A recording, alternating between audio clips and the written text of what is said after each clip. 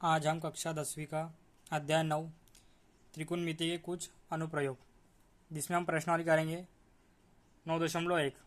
इस प्रश्नावली को करने के सबसे पहले आपको tan 30 डिग्री का मान मालूम होना चाहिए, tan 45, tan 60 और tan 90। इन सभी के आपको मान मालूम होना चाहिए। इसका मान होता है 1 करनी में 3, इसका मान होता है 1, इसका मान होता है करनी 3 और इसका मान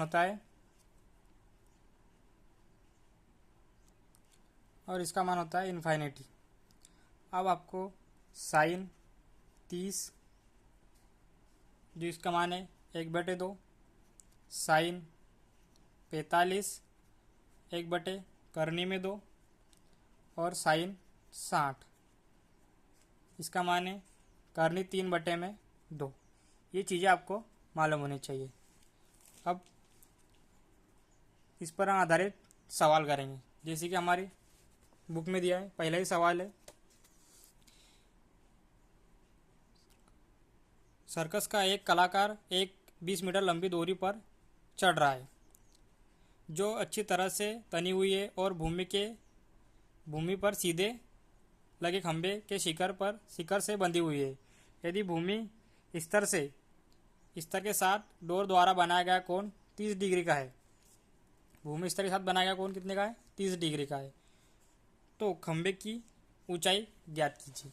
जैसे कि आपको यह चित्र में दर्शाया जा रहा है, ये डोर आपकी दी है 20 मीटर, कोण कितने का बन रहा है? 30 डिग्री का। तो खंभे की ऊंचाई ज्ञात कीजिए। तो हमारा पहला क्वेश्चन कर लेते हैं हम कि एक क्या है?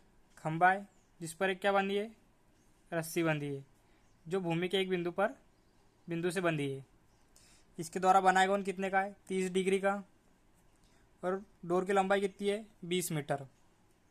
ABC लिख लीजिए, दिया है। जो दिया है वो लिख लीजिए। जैसे डोर की लंबाई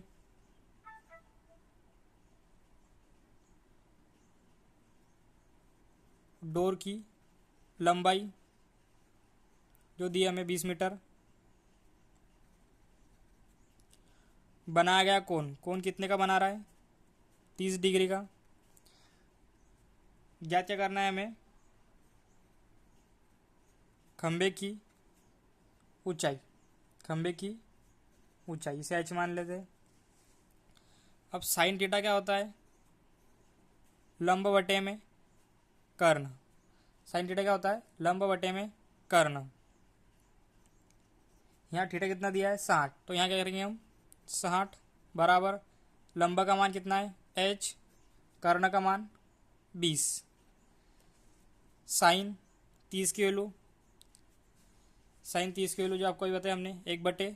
तो क्या रखेंगे? साइन 30 बराबर 1/2, h बटे में 20। बटे में तो क्या में जाएंगे इधर? गुना में। तो 20/2 बराबर h। काट दीजिए, कितनी बार कट रहा है ये? 10 बार। 10 बराबर कितना आ गया? h। ऊंचाई कितनी आ गई अपनी? 10। खंभे की ऊंचाई कितनी होगी? 10 मीटर। अब हम क्वेश्चन नंबर 2 देखते हैं।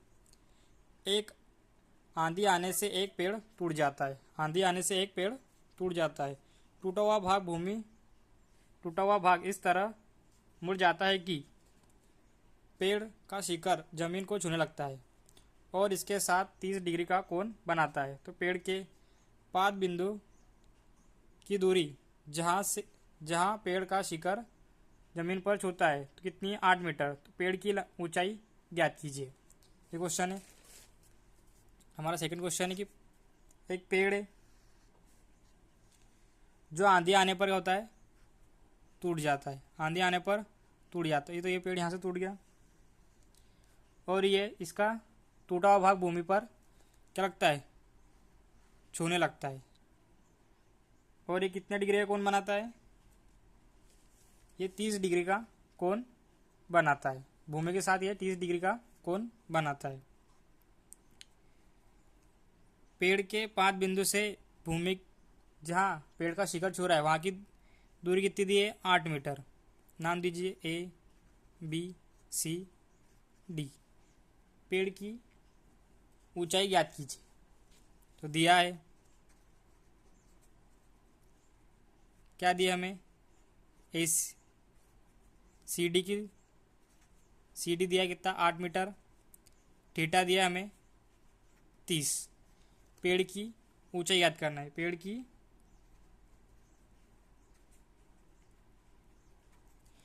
ऊंचाई याद करना है।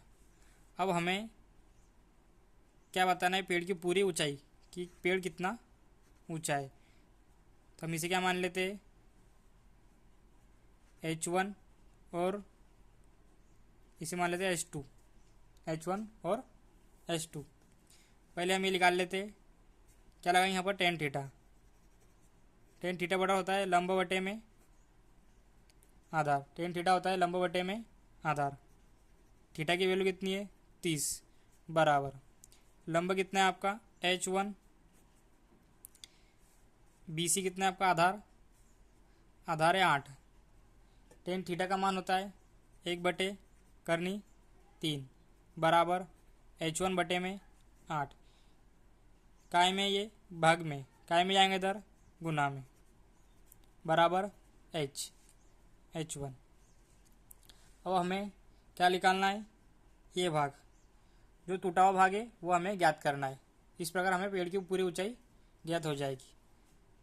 तो यहाँ हम लगा लेते हैं साइन थीटा बराबर होता है लंब बटे में कर्ण, लंब बटे में कर्ण।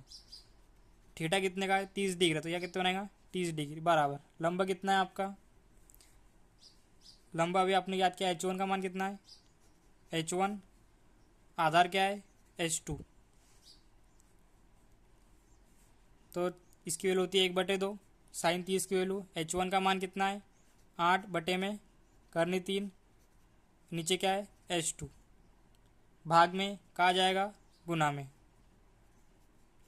बटे में 2। यहाँ क्या बचा 8 बटे में करनी 3, एक आय में बटे में तो कहा जाएगा गुना में। 8 गुना 2 बटे में करनी 3, H2 बराबर 16 करनी में 3। अब हमें पेड़ की ऊंचाई याद करनी है, मतलब ये भाग इसको यदि खड़ा कर दिया जाए तो ये क्या हो जाएगा, पेड़ की आधी ऊंचाई जितना पेड़ टूटा हुआ है। तो H बराबर H1 प्लस H2, H बराबर H1 प्लस H2। H1 का मान कितना है 8 करने में 3, 8 बटे करने में 3 प्लस 16 बटे में करनी 3।